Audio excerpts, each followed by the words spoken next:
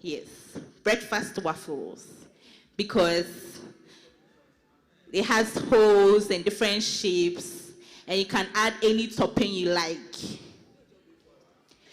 Those of us that don't like English breakfast and they want to go local, wachi, teamwork, teamwork for wachi.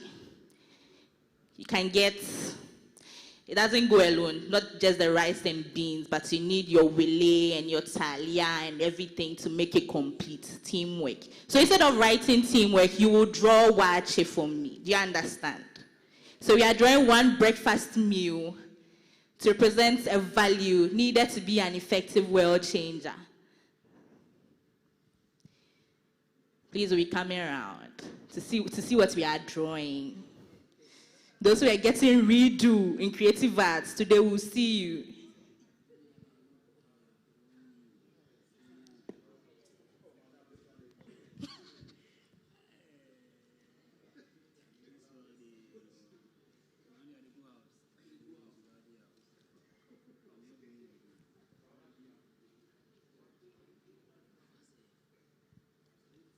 Oh, you're not drawing, no.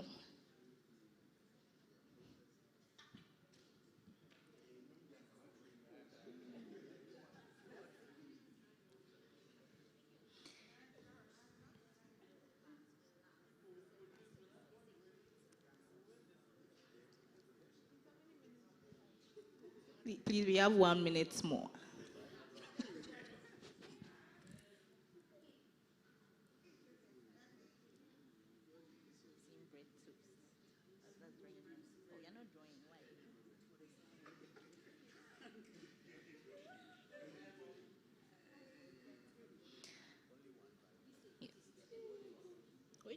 If you can give more, why not? But you'll be drawing, so. Please, those now coming, we are drawing a breakfast meal that represents one value needed to be an effective world changer.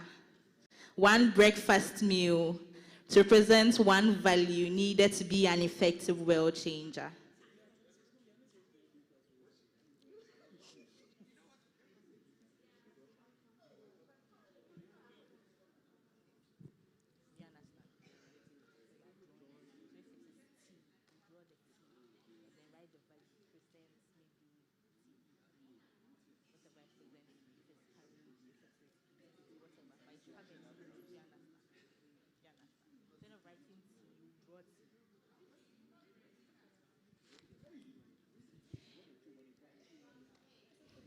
I can see Papaoji is ready. Papaoji, please come. Whatever represents to you.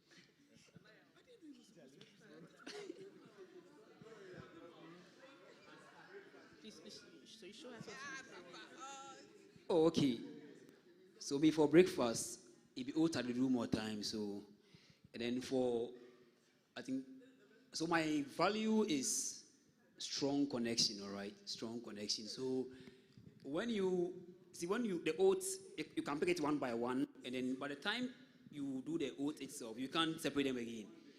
So strong bonds. So for you to be able to solve problem, you need strong bonds in your circle. You have to have some strong connection. So it's my breakfast. I like oats. So thank you.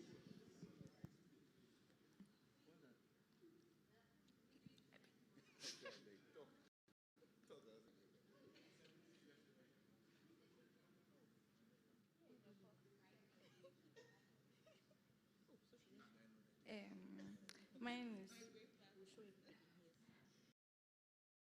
pancakes, sausage and eggs with coffee. Teamwork. Let me show it around for you. Okay. How does it represent teamwork? Can you explain?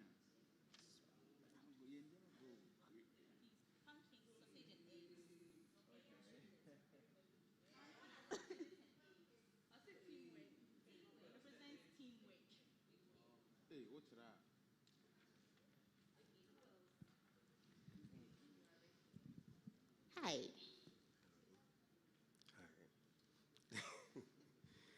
Okay, so I chose toast based on what I wrote So, the value that I wrote down is resilience. And this ties into what Prophet Manasseh talked about regarding faith. And for you to exercise faith, you have to exercise resilience. So that is where I also took mine from.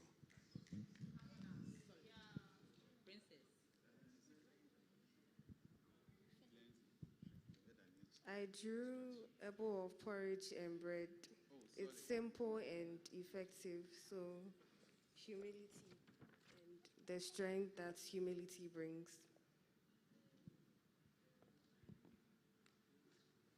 Looks like this church, we don't eat banku and things for breakfast. But Okay, so I drew a hot dog. Let's say bread and sausage. Bread and sausage and coffee. So bread and sausage and coffee. So the bread and sausage signifies your inner, what you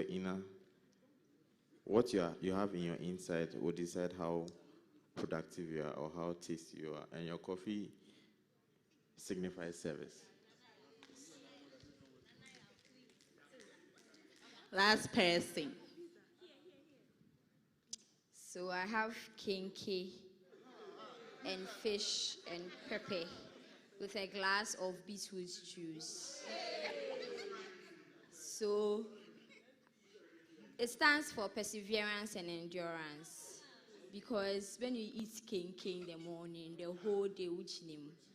And to be a world changer, you need a lot of perseverance and endurance to be able to sail through. So yeah. And the beetroot juice is to calm you down when things get tough. So yeah. Solomon.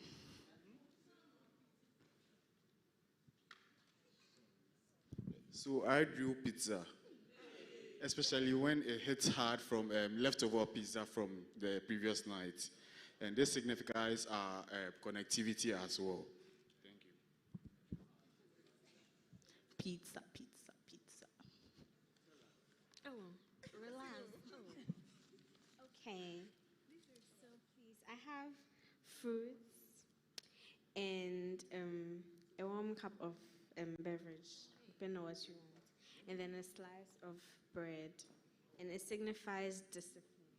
So yes, unlike those who be eating the kinky and sons, we are disciplining ourselves to be healthy, so that we can focus on our businesses, you bow.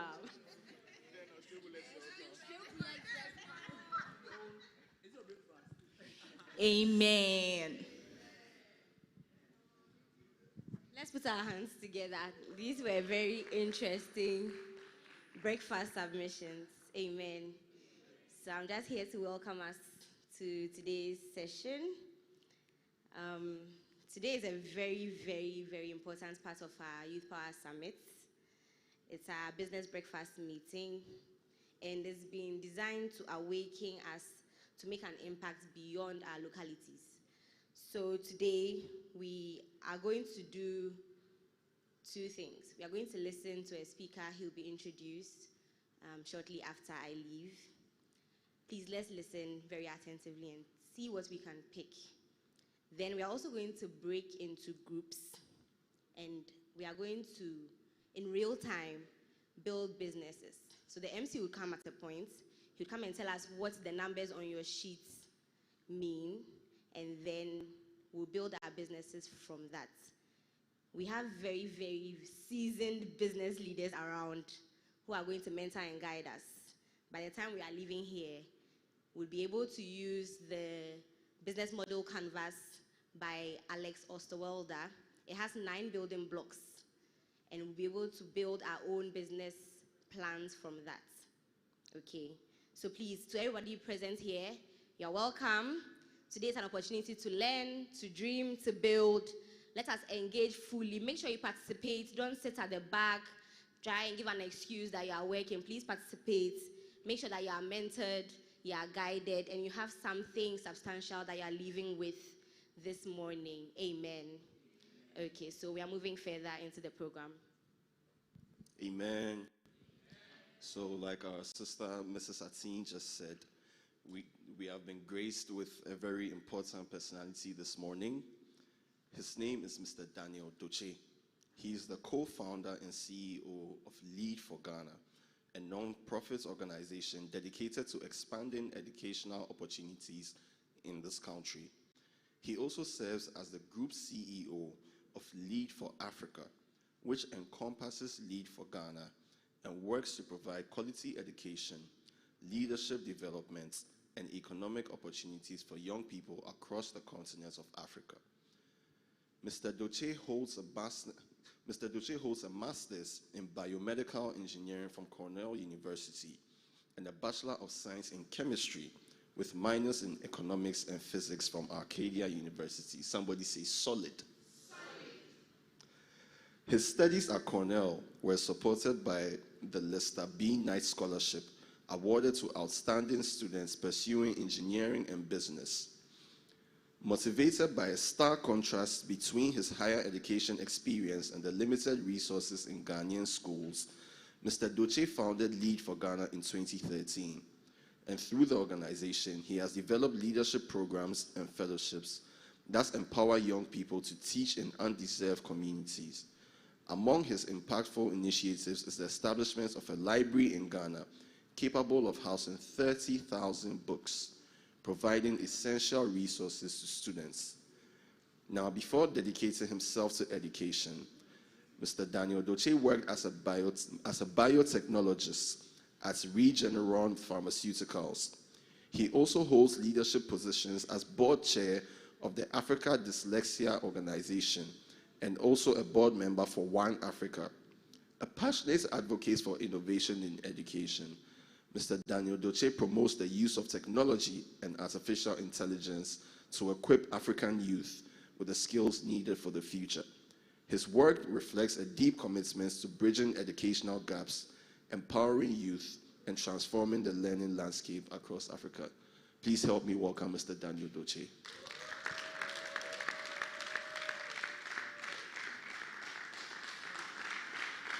Thank you very much.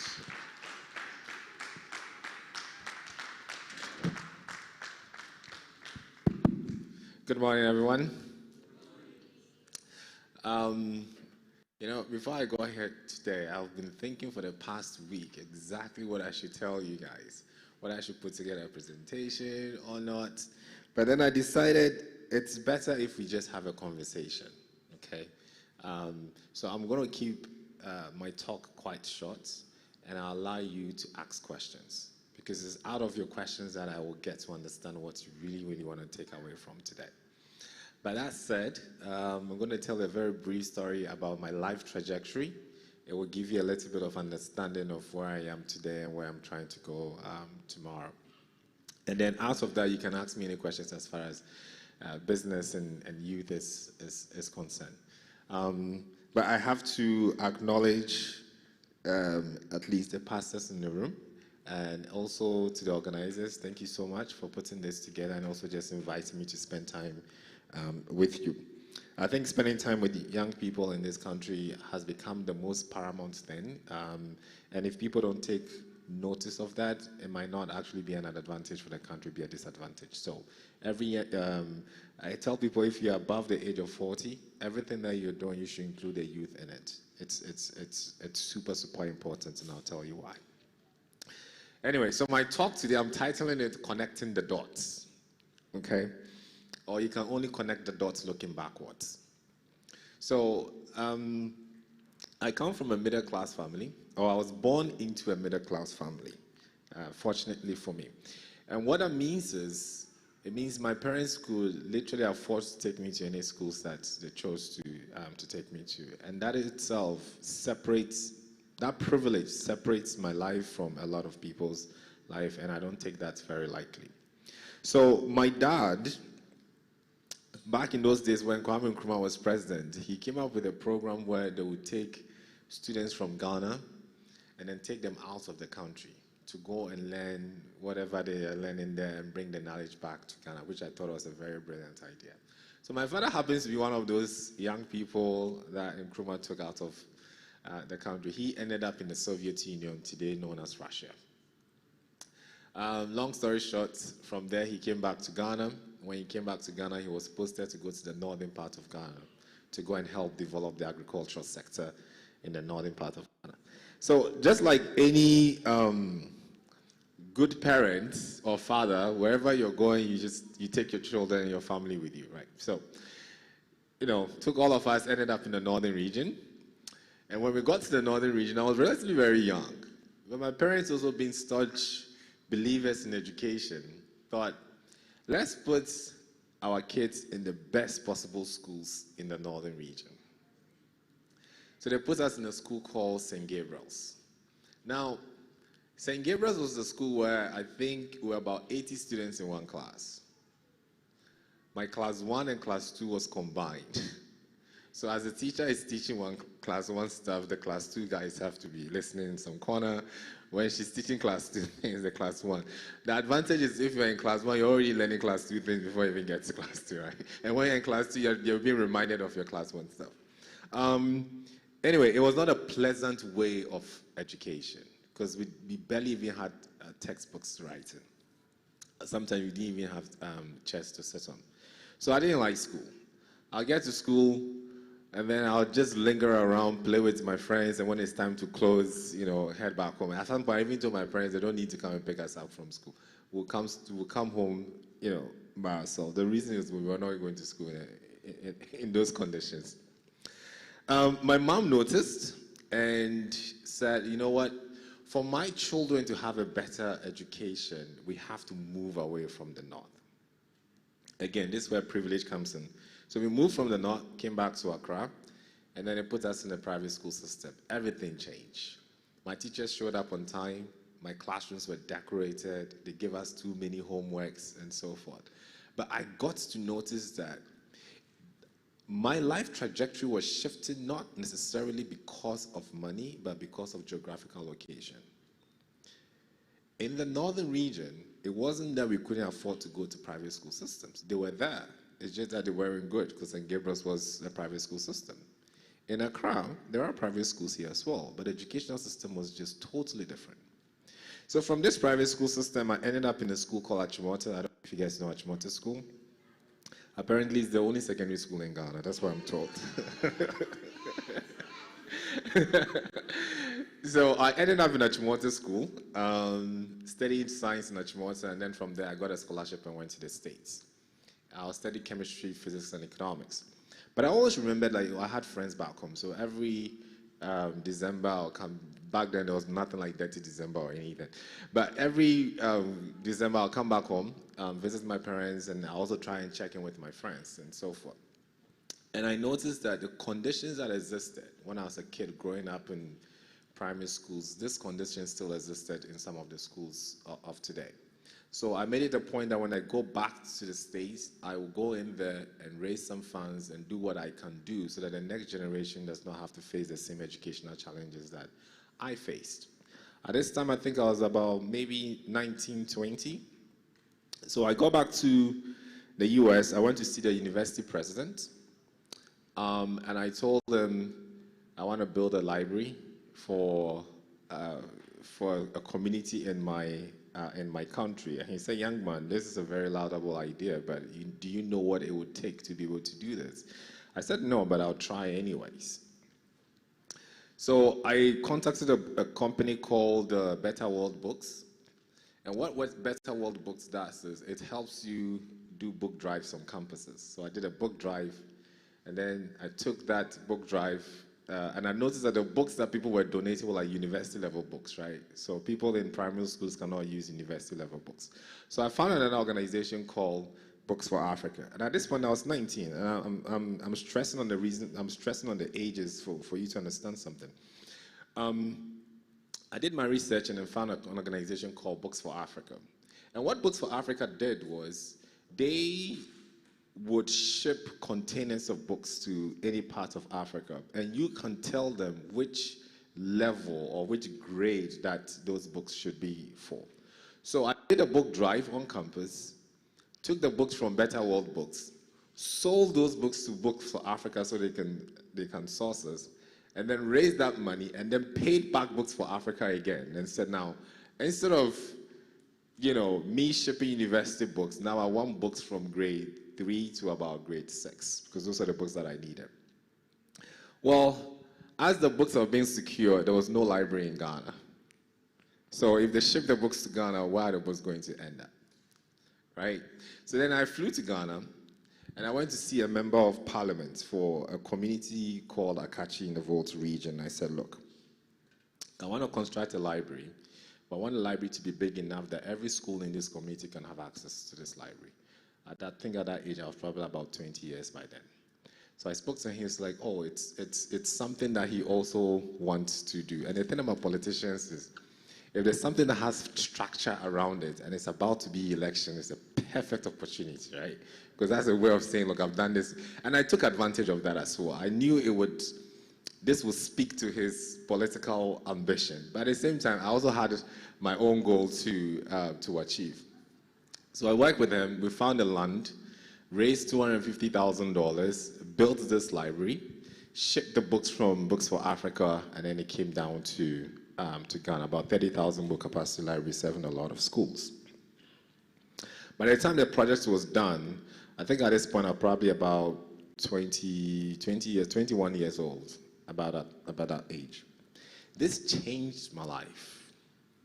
The reason it changed my life is at that early age, I had learned how to raise money, how to convince people, and how to build projects. And it gave me a certain sense of confidence that I could probably go out into the world and do whatever I wanted to achieve. Now, the reason I said I'm titling this talk Connecting the Dots is, if my dad had never taken us to the northern part of Ghana, I would have never really understood educational disparities in the country. And if that had never happened, I would have never thought about building a library to help people. So sometimes, when we want to start businesses, we literally just have to look at our own life trajectory and the experiences that we've had and the disadvantages that we've faced.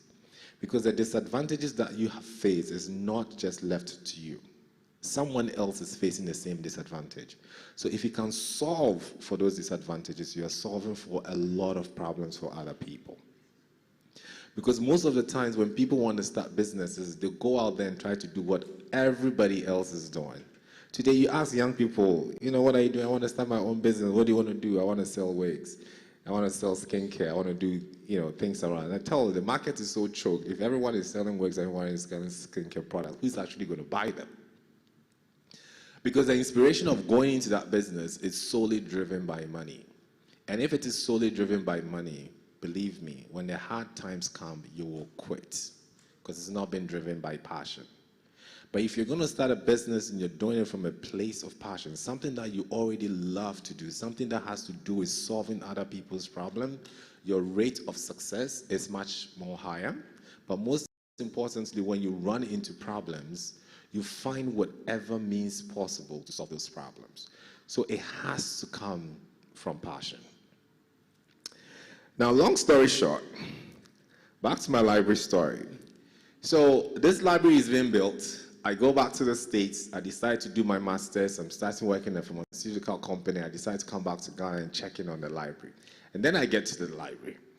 The librarian took me around. I saw the books neatly arranged. You might even think the books were still new. Right? This is like maybe 2-3 years after the structure has been in place.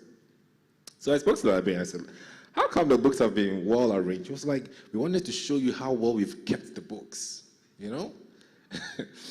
And I said, what about the children? The ones who are supposed to read? So those kids, when they come, you give the books for them to take home. They'll bring it, and there's palm nut soup, and there's all kinds of things. And I was very, very angry. Do you know why? Books are meant to be read. They're not decorations. After going through the pain to build such a structure and facility for the kids, I don't care if they come back with the books with okra soup all over it. So far as they're reading the books, that was the most important thing. But the other thing I learned from that was, if you wanted to solve inequality problems, if you wanted to solve educational inequality problems, building libraries across the country was not going to solve it. We had a mindset issue, and that mindset issue needed to shift. So I started doing more investigation, and then I got to understand why my teachers in the north were not showing up to school on time. We didn't have decks and so forth. And I noticed it was a leadership problem. Resources were not going into the direction that they needed to go into. And that's how Lead for Ghana was born. And I told myself, okay, this time around when I went back to the States, I didn't go there in the sense of staying. I actually went and told my boss, I'm quitting, I'm going back home. And I remember him asking me, what are you going to do in Africa? And I told him, look, America does not need another smart biomedical engineer, but Africa does. Ghana does. And I can't stay here and criticize the leadership in Ghana and tell them how our politicians are bad and people are not doing anything, whilst I am sitting in the comfort of my home somewhere in another person's country. It was not going to be fair. I needed to be part of the solution. I needed to roll up my sleeves. So when I'm criticizing from experience, and I have every right to also criticize. So I quit my job and I came back home. I also called my mom then and I remember very well, I said, I'm coming home. She said, what I come to do? I said, I don't know yet, but when I come, we'll figure it out. Clearly, she was not a very happy parent, because you can think about it. Whilst everyone is like running to get to the US Embassy and getting visas to leave the country, you've gotten an opportunity to leave the country, gotten a good paying job, and you want to come back the other way. So every parent will kind of like try to discourage your kids from not taking that decision, but I'm very, very grateful to her and to my parent, because they simply said, look, if you have an amazing idea, we will support you. If coming back home is what you think your destiny is, then come back home. We will support you. So it's also good to have very supportive parents that can see beyond your immediate challenges and actually be there for you as they should be there for you. So I came back home. At this point, I think probably about 26 years old. I came back home and I wanted to go and see the Minister of Education. So my friends are like, this is what it said, you this small boy, what makes you think you can just walk into a minister's office and see her? At that point, a very prominent person today was the minister. Actually, it was our very current vice president, Her Excellency Nana Jane. So she was the Minister of Education then. But I found a way. I went to the Ministry of Education and I said, I wanted to see the minister. They said, you can't see her. I said, okay, no problem. So then I left. Then I remember the member of parliament that I worked with to build up 30,000 book capacity library, remember, in high school? Guess what? He was the Speaker of Parliament then. Again, you can only connect the dots when you're looking backwards. He was the Speaker of Parliament then. So I went to him and I said, this is what I'm doing. I've moved back home and I want to help and so forth. But because I had built a project with him back in those days, he didn't just see me as a young person. He saw me as someone who was actually very serious about the things that he wanted to do. So then he asked someone from the parliament to walk me to the minister's office, and that's how I got to meet the minister then.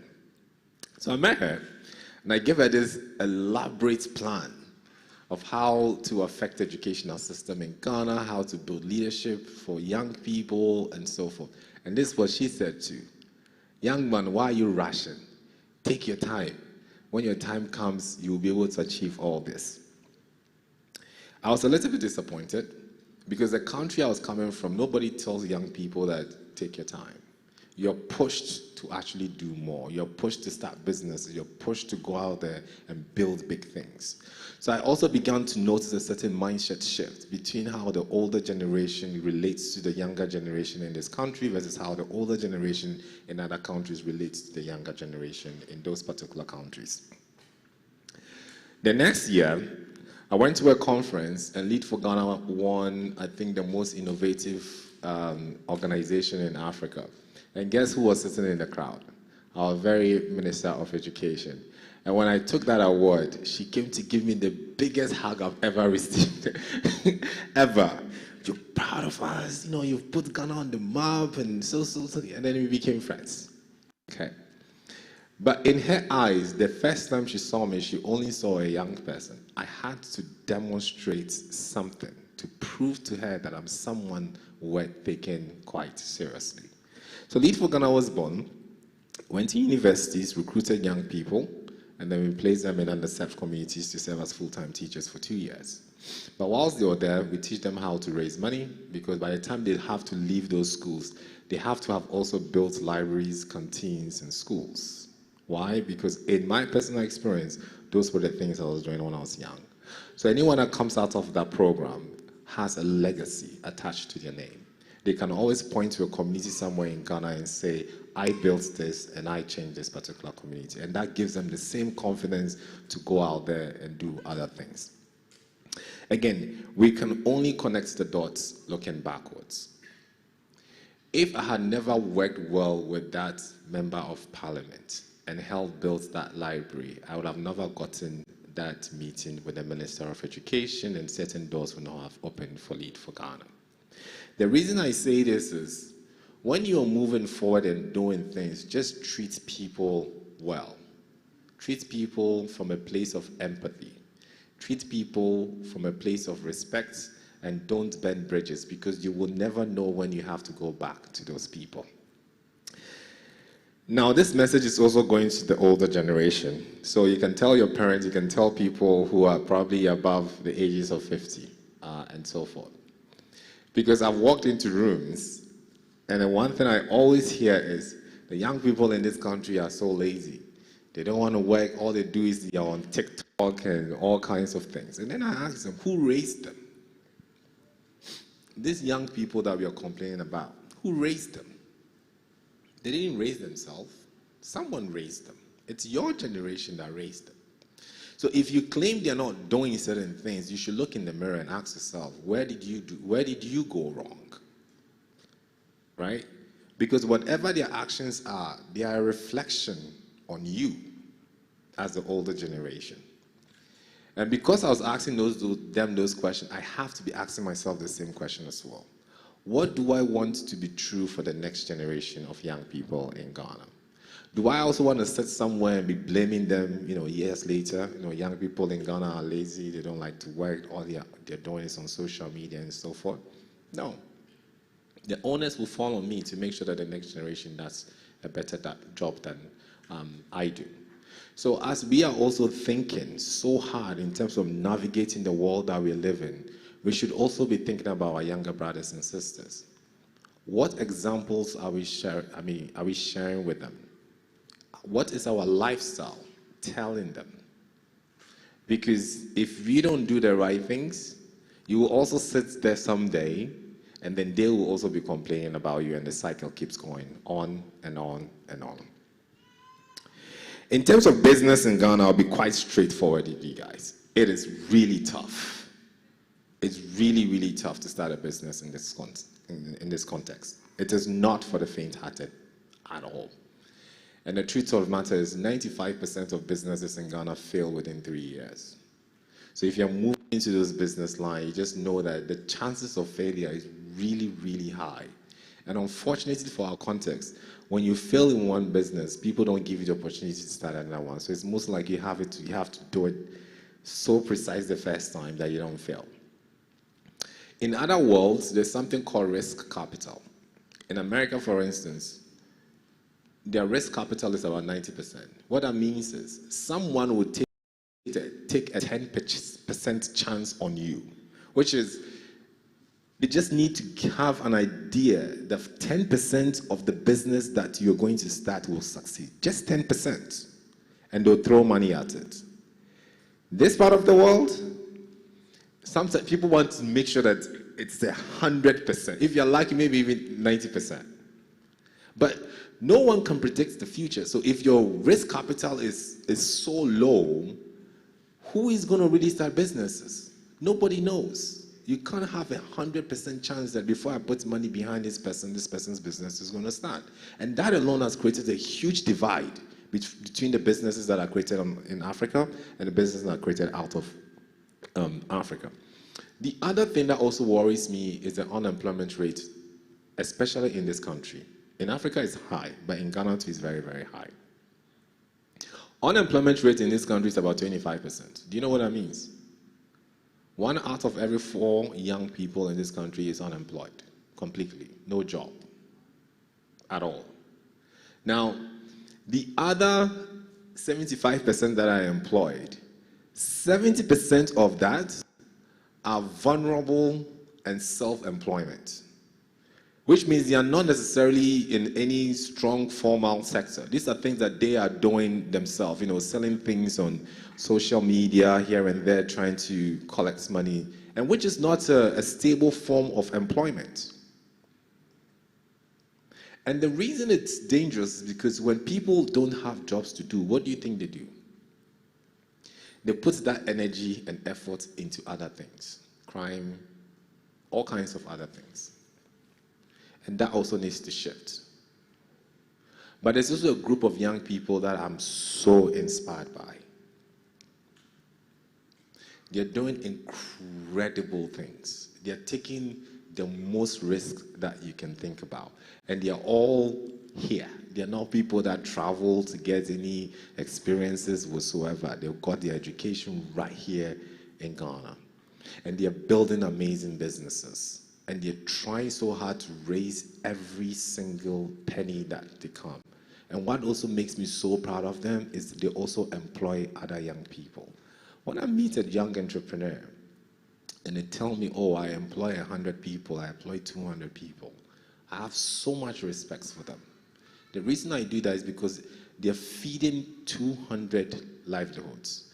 The people that they employ and pay, those people also get opportunities to take their children to school. They get opportunity to take care of their family, their parents, and so forth.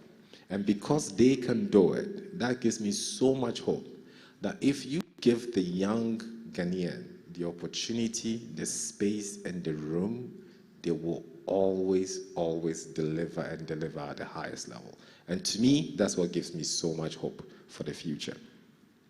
My last point before I just open it up for you guys to ask any clarifying questions is this. Be courageous. Don't be afraid.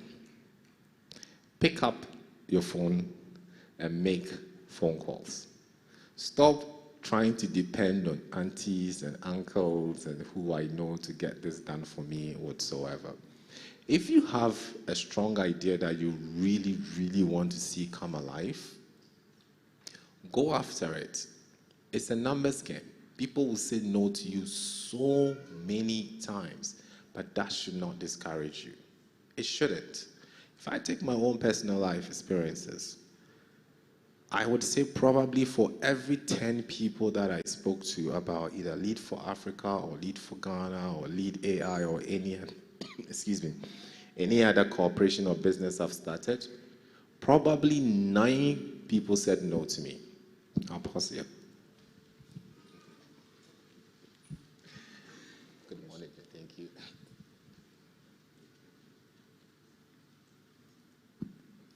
Okay. Thank you, Bishop. I'll tell you guys a very quick story. Before I left for the US, I was trying to apply for, visas and things like that. I had gotten my school, and I was waiting to go and, get my visa for the US, and it was not a very easy task because the previous day when I went, almost everyone that went were declined their visas. I didn't even understand why they declined them. So when it was my turn to go for the visa, I came to church. This time around, it wasn't here. It was at an old place. I went and I prayed to God. I said, God, this one day, if I don't get this, I don't know where my life would be. So I went to the visa center the next day. And everyone that got there, they'll get there, they'll ask questions. They'll be like, I'm sorry, Papa, they'll deny them. It's like, hey. And the guy who went before me too was denied. So then I got there. So I'm sitting there, the guy looks at me and said, the very first question he asked was, are you a Christian? Which was very weird to me. And I said, yes, I'm a Christian. And he said, okay, do you pray often? I said, yes, I do pray often. And then he looked and said, are you wearing a crucifix? I said, yes, I'm wearing a crucifix. So are you going to a Christian school? I said, no, I'm not going to a Christian school. Tomorrow, come for your visa. That's all he said. That's all he said.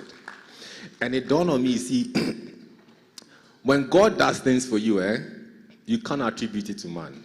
You can think about it in all kinds of ways, but you cannot attribute it to man. And I'll tell you another story. Before I got into Cornell University, when I applied, the application deadline was over. It was gone. No scholarship is done. But I said, you know what, let me just try. So I called the university. They were like, I'm sorry, we can't do this. Again, I prayed. I called my mom. My mom said, oh, don't worry, I'm going to tell Bishop this. This is a while, but I don't know if Bishop will remember or not. But the feedback I got is pray and fast for 3 days and then write back to the school. And I did exactly that. When I wrote back to the school, the man said, you know what, application deadlines are over, but you just send your material. We'll just take a look. They took a look at it. 3 days later, I got an admission. And the admission I got also came with a scholarship. It wasn't just an admission. It was a full-scale scholarship. You're not going to pay anything. In fact, we are going to pay you for you to study in our school system.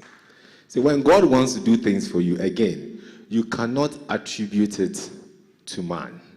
Because if the application deadline had not passed, I would have probably said it was because of my own words, merits.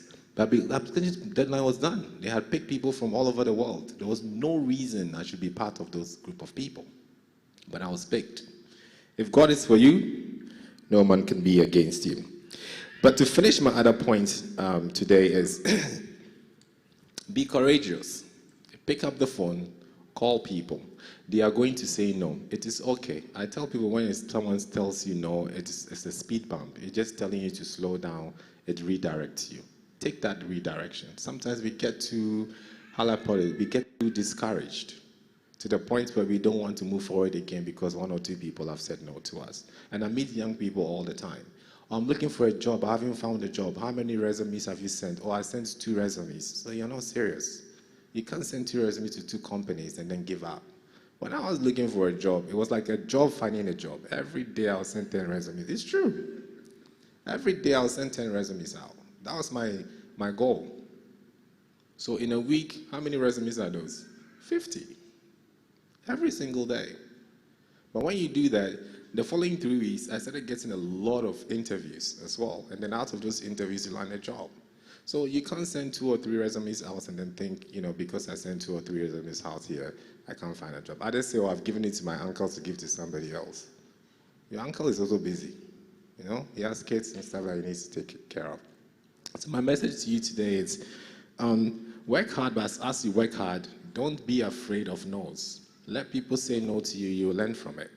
It will push you in a different direction and so forth. And to the older generation, the few older generation in this room today, please, when young people come to you, don't discourage them. And some discouragement can come in the form of advice. In my case, Her Excellency Nana Jane told me, you're too young. Take your time. It's not your time yet. Right? It was coming from a good place. As far as she's concerned, what you're trying to do has not been done by people your age. So take your time. But in a way, I also knew where I was coming from. If I had also decided I'm going to take my time, I probably wouldn't have built the organizations that I've built today. So let's listen very well and listen very actively. Right?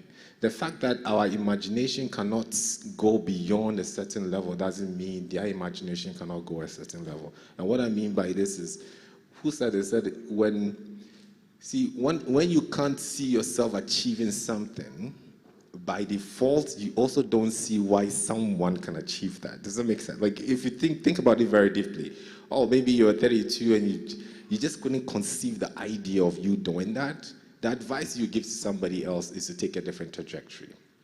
But your life is not their life. And as much as you want to tell them to take a different trajectory, let them learn on their own. The best way of learning is by doing. So I'm going to pause here. I think I've bombarded you with a couple of stories, and I've kind of mixed with my personal story, my life trajectory, and the things that I've probably also seen around this country. So I will just open up for a few questions, and then maybe in addressing your questions, I'll be able to clarify a few things as well. Thank you. Thank you very much, Mr. Dotse. Oh, please, you can do better for him. Oh, you guys, didn't you like what he said? Weren't you inspired? Amen. Okay, so please, we'll take about 5 questions and then we'll invite our next speaker to come and join us up here. So if you have any questions.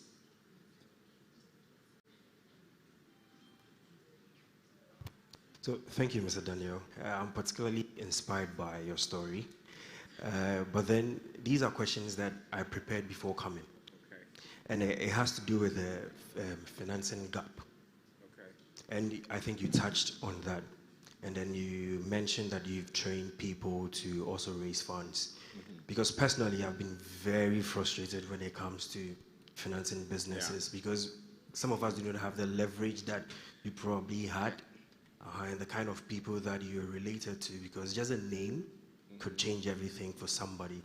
But some of us didn't have that kind of privilege. So it's been quite a tough terrain to navigate, even though we've made we've made some strides, but it's really not what you're looking forward to. So I just want to know how did you go about that, if there are a few tips? Yeah, how to raise funds. It's tough. It's really, really difficult. Even today, we still find it very difficult raising funds. But I think there's something in fundraising called 3 Fs, okay? You call it fools, friends, and family. I think family, friends, and fools. What does that mean? The first group of people you go to raise money from is your family. They know you. They're the first group who would say that yes or no to you, right? And then the second group of people you go beyond your family are your friends, or the parents of your friends, and that's your network.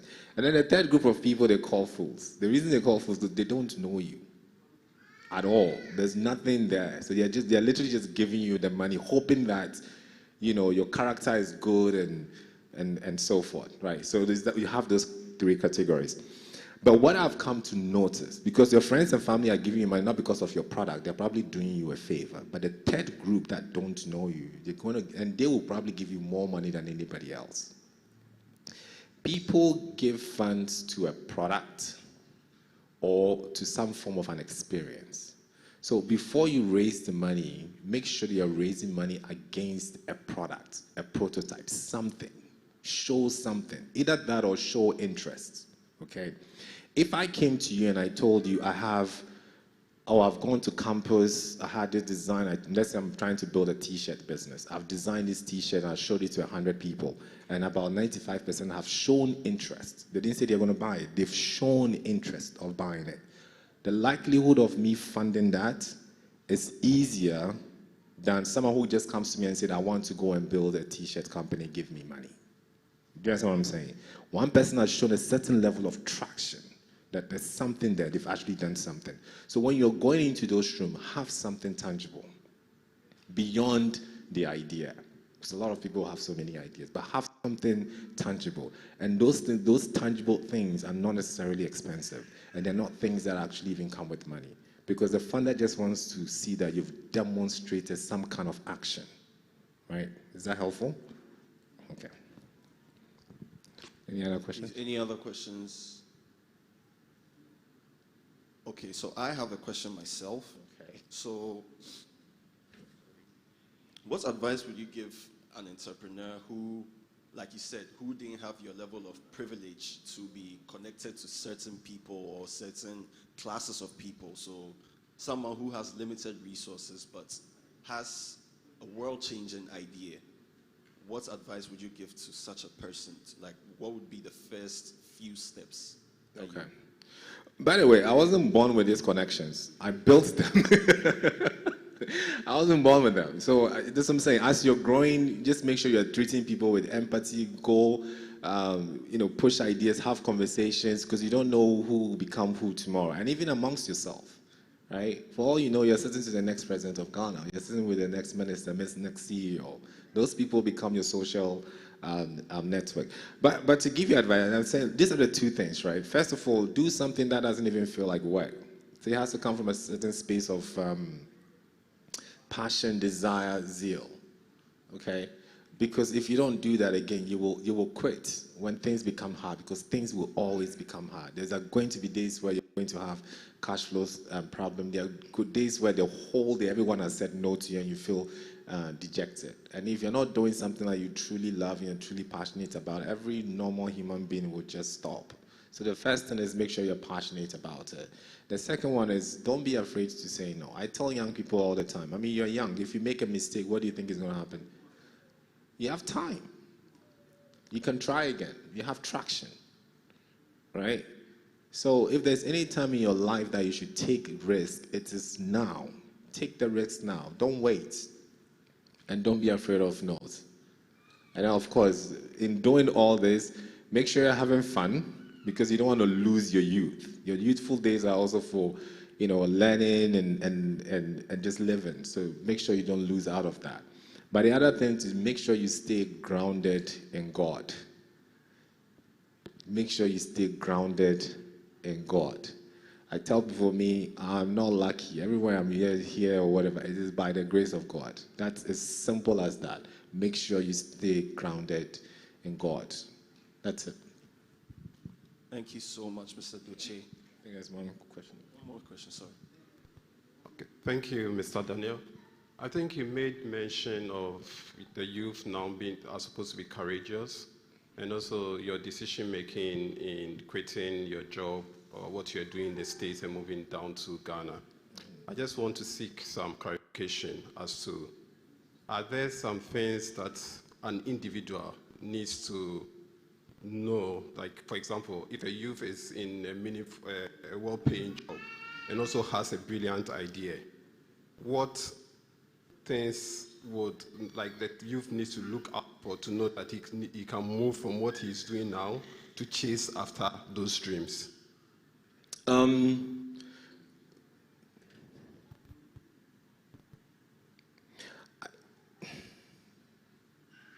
Good question. I'm in thoughts because I've seen a lot of young people just decide to leave whatever they're doing to go and start something new, and there's nothing wrong with that.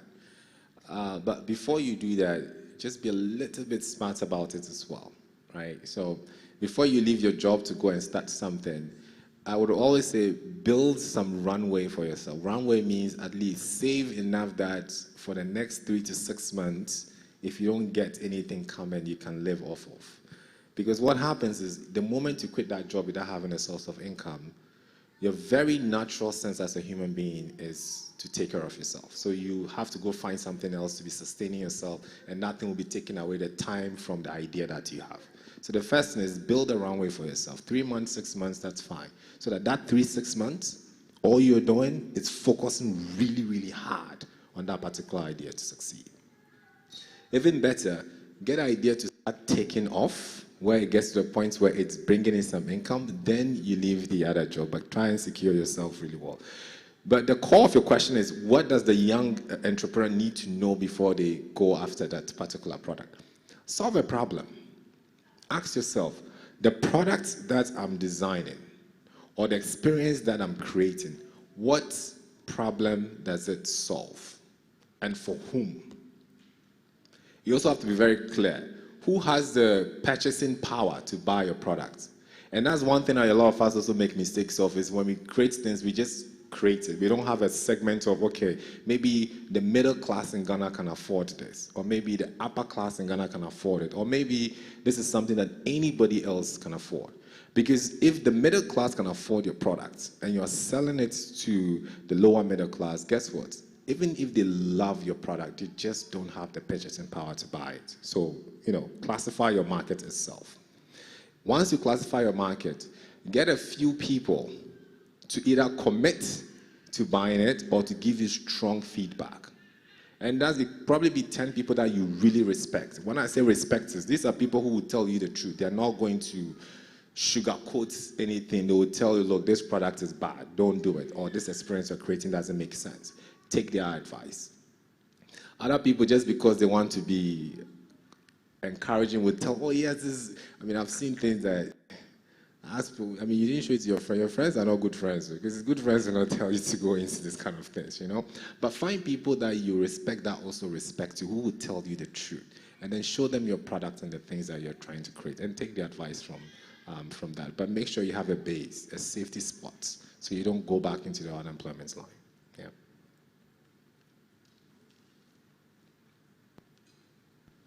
All right. Thank you, Mr. Daniel. My question is, how do you maintain relationship, a good connection with those who are higher, like the woman in question you mentioned?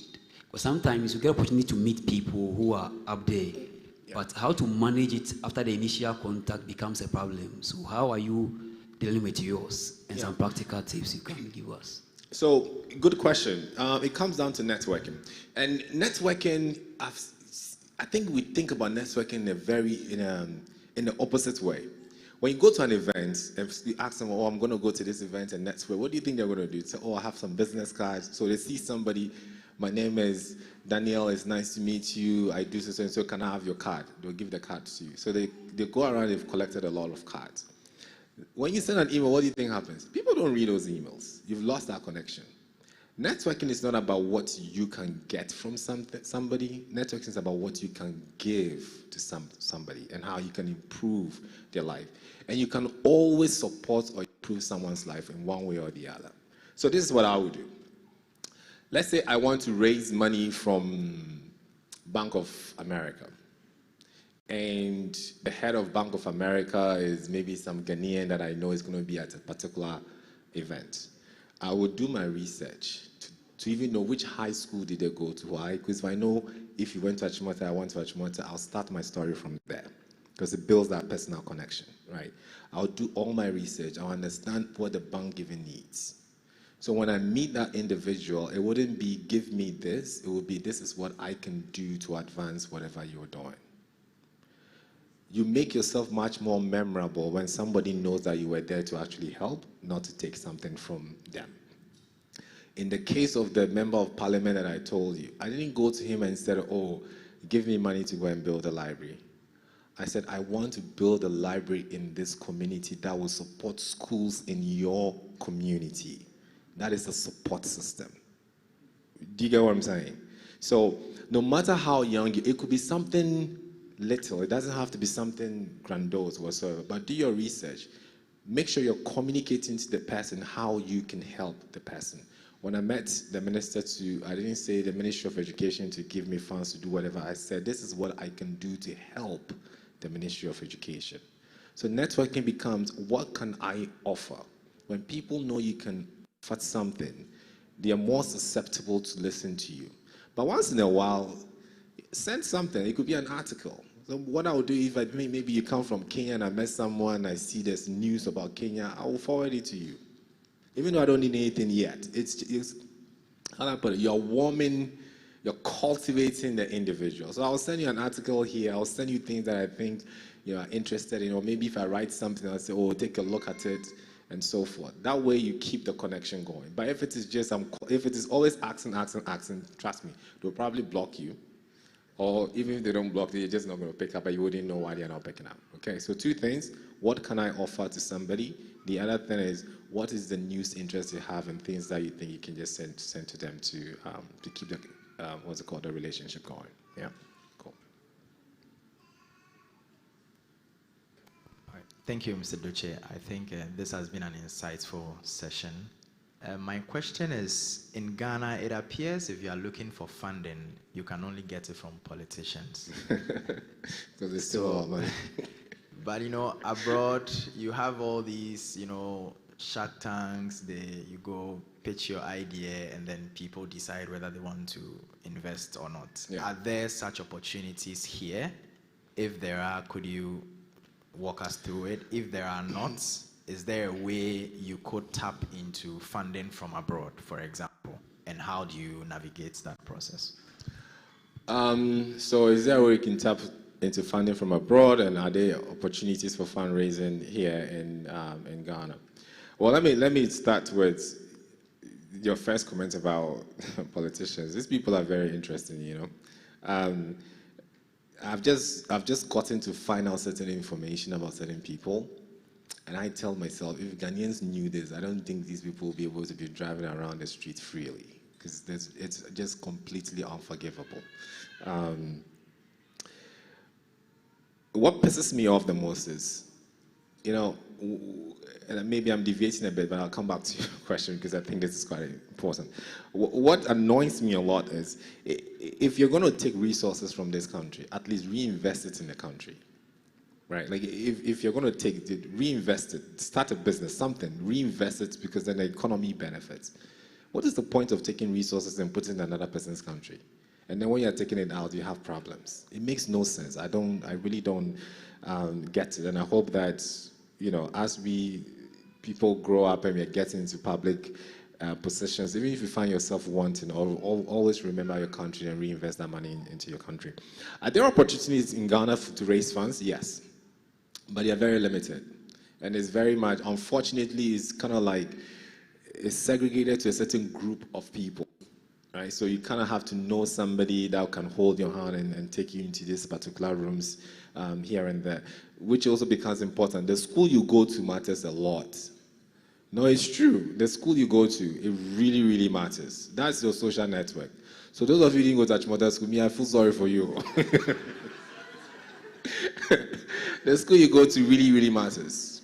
Because your network is right there. Those old schools, and so that's where your platforms, the people would just be sending things, MasterCard is, giving X amounts of young people and so forth. And then information comes out of there. But there are opportunities out there.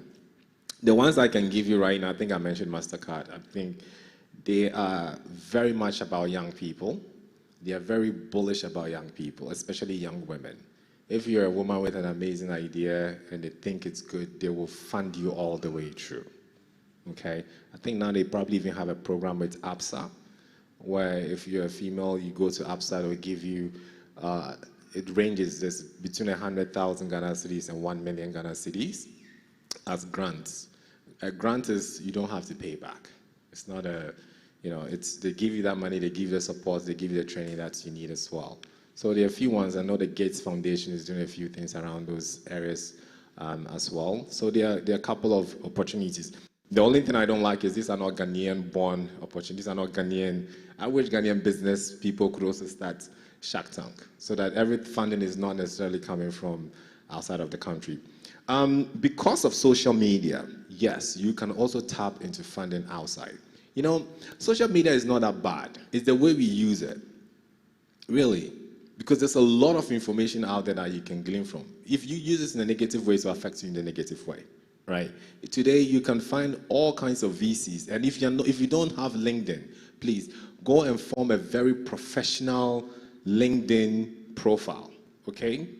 Every week, this is your homework. I'm serious about it. Every week, just put together one write-up about whatever you want to build. Just create a following. You'll be surprised the number of people that will come to you. You'll be surprised the number of information people will send to you. So make sure you're building a very strong marketing profile online, especially LinkedIn. And rank all the 100 companies. Ghana has something they call Ghana Top 100 Companies. Look at all those companies. Find out who their CEOs are and go and follow them on LinkedIn or even befriend them on LinkedIn. When you have a quality of networks, the platform starts suggesting other individuals based on that circle.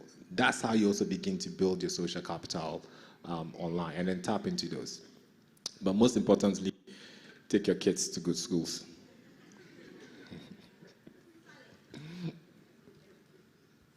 Thank you very much, Mr. Dotse. Kindly take a seat. Thank you all so much.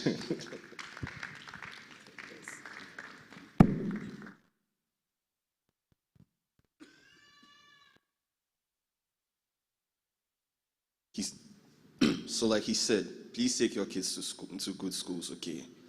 That is one of the keys. Now, like I mentioned earlier, he's not our only speaker for the day. We have another honorable member with us today. His name is Mr. David Afflu, one of our very own. I've watched him from afar as a young boy growing up in Aveno and here as well. He's a transformational senior business leader with extensive experience across the fast-moving consumer goods, telecoms, and petroleum sectors in Ghana and West Africa. He is results-focused, commercially astute, and a skilled problem solver with a keen eye for detail and a unique ability to connect the dots. Mr. David Afflu has a consistent track record of delivering outstanding results and a proven talent for identifying and unlocking the potential in people to drive high performance. He is a member of the Chartered Institute of Marketing Ghana and has received numerous prestigious awards for his exceptional leadership and transformative impacts on the businesses he has led. Notably, he was named the Marketing Man of the Year 2022, CEO of the Year 2022 in the food category at the Ghana CEO Summit and Awards, and then at the National FMCG, which is the fast-moving consumer goods. He was also awarded the Ultimate Man of the Year 2023 at the FMCG Summit. Most recently, he was honored as CEO of the Year 2024 at the Ghana Manufacturing Awards 2025. Please, let's put our hands together for Mr. David Afflu.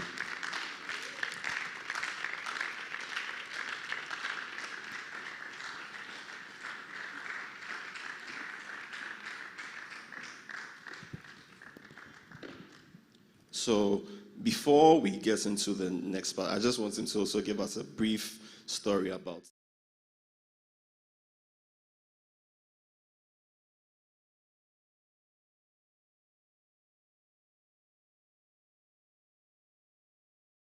Bishop, good morning, or it's afternoon. Good morning. And the pastoress, good morning. Mr. Dotse, good morning. I met you at HA's wedding. So those of you who don't know, that's HA's younger brother, right? So don't be confused. He's part of the family. Is HA here? Ah, great. So HA is there. So you know me, so I will be very brief. In person, you know. I love supporting young people, and I'm happy that we have a person in the caliber of Mr. Dotse here today, and I resonate with everything he has said. I'll probably just say three things about myself. One is I'm no longer the MD of GB Foods. So for those of you who are confused, I want to set it for you. So I left 2 months ago. I am on a career break. The world is big. The stars are many. Each one shine. So there are many great things ahead. And so don't be confused. I am not the MD of GB Foods any longer. I am a farmer. And I do a couple of things by the side. But more importantly, I love supporting young people, mentoring you, and I have been an angel investor in some businesses. And to Daniel's point, he mentioned that 95% of businesses fail, right? The account I read was 75%, but now it is 95%. But it's still a big number. It doesn't matter whether it's 75 or 95, it's a big number. And I lost money because out of the 3 F's, friends, family, and fools, I was, in some cases, family, in some cases, friend. And they took advantage of both, and I lost the money.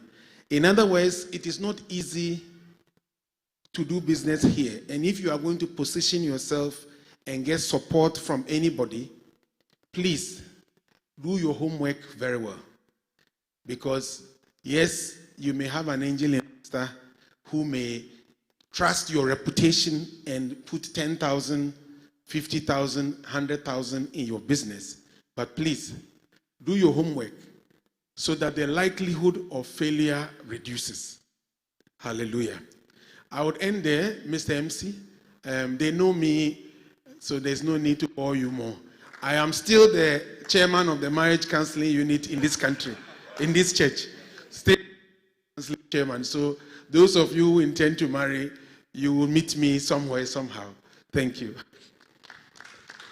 Thank you very much, Mr. Afflu. So I just have one question for both of you before we move on to the next segment of today's program. So, a lot of young people have ideas, but we struggle to start. Now, today, one of the themes for today's program is shifting mindsets to become world changers. What mindset shifts, is most critical for youth who desire to become world changers, in your personal opinion? So, Mr. Afflu, you first, then Mr. Dotse.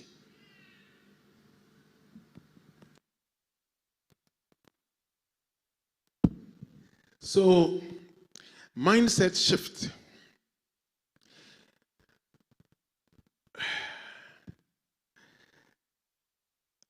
The young people, how many of you are below 35? Below 30. So if you are below 30, let your hand be up. All right. So one thing I have observed is an attitude called the entitlement mentality. I have children. One of them is 18 going to 19. The other one is 21. And those are my biological children. But by extension, I deal with many young people. And young people, please listen to me carefully. Please. Even your parents, some of you don't know the story of your own parents. You don't know, some of you don't know the detail of the story of your parents to where they are today. You probably see them, they have built a house in Dansoman, they have a car, and they have a business, and you think, oh, everything was rosy. You understand? Don't feel people are entitled to do you good. Yes, they come to church, they pray in tongues, they read the Bible. But you do not have a God-given right for anybody to do you good. Is it clear? I'll tell you a story. When I was young, and many of you, when you see us driving big cars, you think we have had a privileged life. I'll tell you a small bit about my own life. My father was a chartered accountant in Ghana, Ashanti Gophers, back in the day. So he was in the army as a captain, left the army after he got his chartered accountancy. We went to Obuasi in 1975. I was 3 years old, so now you know my age. You can calculate. And he stayed there for 5 years as an accountant in the mine, in what we say the good old days of Ashanti Gophers. And then the Nigerian oil boom happened in the late 70s to 80s, and he chose to leave Ashanti Gophers to go to Nigeria. And when he went, the Nigerian oil boom didn't happen for him. It didn't. So we left, assuming in Obuasi we were living in airport residential, we left to a different location like Mamobi in the same area. I lost all my friends. And I learned the hard way because everything around me changed within a period of time. He came back with a stroke, stayed as somebody with a stroke for 22 years before he died. So my mother was a single parent for all that period of time. So if you see me driving a big car, I have a big story. The point I'm making, one point is nobody owes you anything. So please, even your parents, see that what they are doing for you is a blessing. When I was growing up, my father was in Nigeria. I was in Presec, so Achimota is a great school. Presec is also a great school. But please, if you didn't go to a great school, my advice, in addition to what he's saying, is find somebody who went to a great school and be friends with him, so that you get the network value or benefit from him. Praise the Lord. But back to my point. When we came to Accra, my father, who was not here, took us to my uncle's house, that when it's midterm, go there. We went to my first uncle's house in North Kaneshi. His wife told me and my brother, next time, don't come here again. I'm telling you, don't come here again. The second term vacation, we went somewhere else. Another auntie told us, we hope you are not coming here again. In other words, they owe you nothing. So young people, please, any help you get, take it as a privilege. And what we used to do is when we go somewhere, my brother and I, we will serve. We'll wake up in the morning, take a cutlass and be weeding the flower pot in the house of my uncle. Any work, we imagine work and we do it in the house. Because we felt that we realized that they owe us nothing. And so we serve to be able to get that blessing of our returned visit. Is that clear? That is maybe one. The second one, maybe I'll add, and maybe I'll make it very brief, is please build trust. Sadly, many of the young people today, they are even in church, but they cannot be honest with you when it comes to honest conversations about business. They come to you, there's a young man who is chasing me with a business plan. Is he here? I thought I saw a shadow like his when I was coming here. I don't want to mention his name. Okay. Please, if you have a business idea and you want somebody to help you, please be honest and open up and share all the significant detail. Because assuming you come to me and I say, let me help the guy, he looks like he's struggling. And then I find my hard-earned 5,000 cedis and I give you. And you have a different objective completely. Or the business and its viability, you didn't even tell me all the details surrounding it.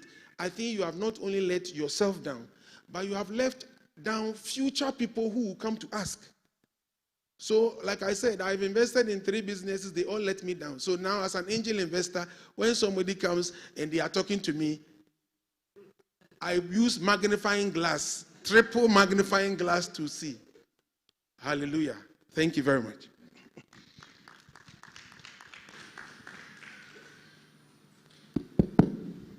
I think my 2 points are pretty much this as well. Sense of entitlement.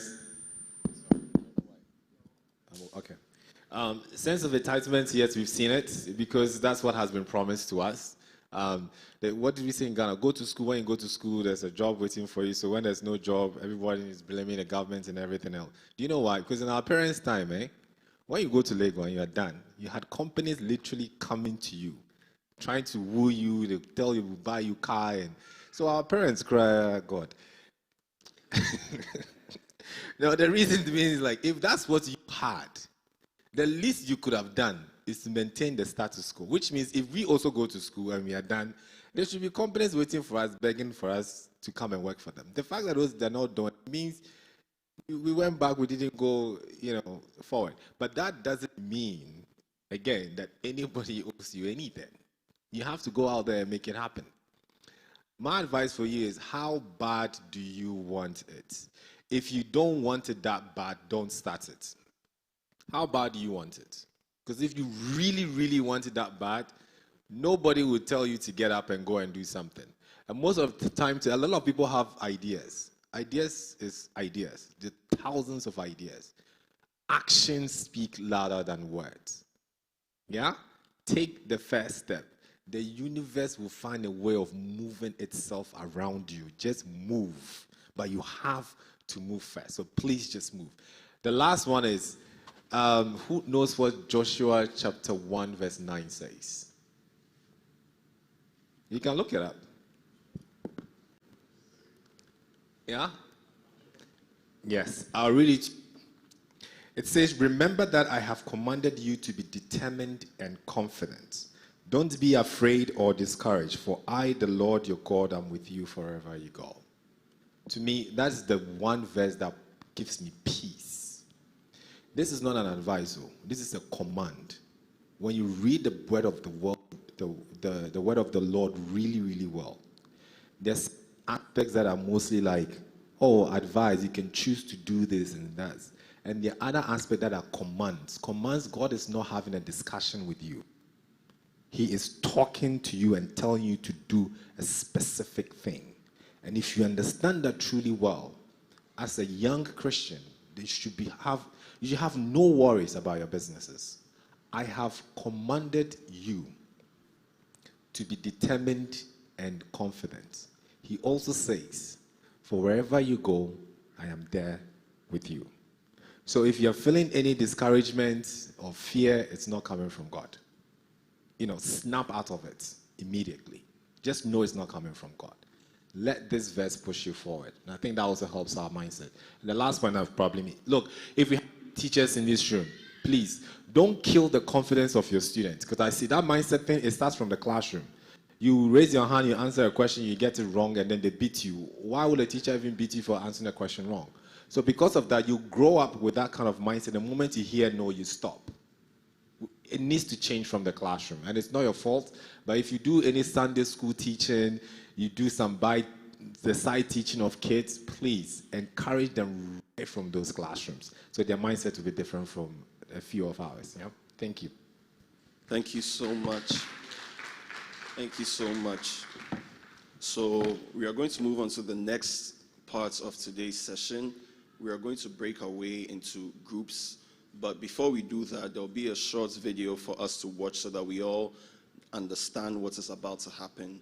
And then after that, we'll break for breakfast. And after breakfast, then we'll come and then we'll go into our groups and then we'll do the session. Amen. So please, let's pay attention. The Business Model Canvas is a great visual tool for defining, describing, or developing the business model of your organization. Originally developed by Alexander Osterwalder, the concept of the Business Model Canvas is invaluable as an aid to communicating how the business operates by clearly identifying the 9 basic building blocks of the business and how they're interrelated. The first building block is customer segments, the key client groups that the organization serves. Each group should have distinct needs that require different channels and relationships to generate value. Ask who your ideal or most important customers are. Who are you creating value for? What type of relationship does each segment want?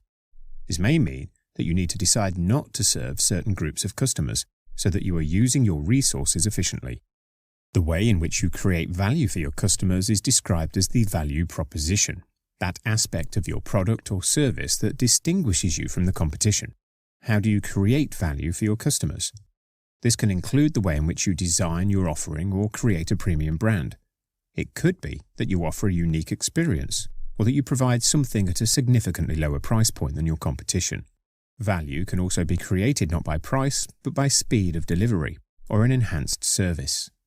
Ask yourself how you create... Now this time, it is not for them, it is for you guys. Right, so my first question is, what are some of the things that discourage us from, making or taking bold steps, especially in business? Does anyone have any answers for me? What are some of the things that discourage us? For me, it is like Mr. Dotse said, it kind of started from primary. So you'd have a question, you want to talk, and then they'll immediately shut you down before you even get the opportunity to speak. I wasn't very timid as a child, but they almost instilled timidity in me. And I, thankfully, through church and then through home as well, I was able to break out of it. But I think it is something that it's a culture in our country, in our households, which we need to break, which we need to change. It's one of those mindset shifts that we've been speaking about. And like Mr. Dotse said, we should stop shutting kids down. Kids are very interesting. They are one of the smartest people that you can interact with. I had a friend that told me that if you have a business idea, talk to a child first. Talk to a 5-year-old, a 6-year-old, a 7-year-old. If that person doesn't get it, then your business idea is not viable. Okay, so it's time for us to eat. So we are going to break now to go and have breakfast. And then after breakfast, I'm pretty sure by then the technical team would have sorted their issues out. the video will be played so that we understand what is going to happen, then we can break into our 4 groups for our session. Amen.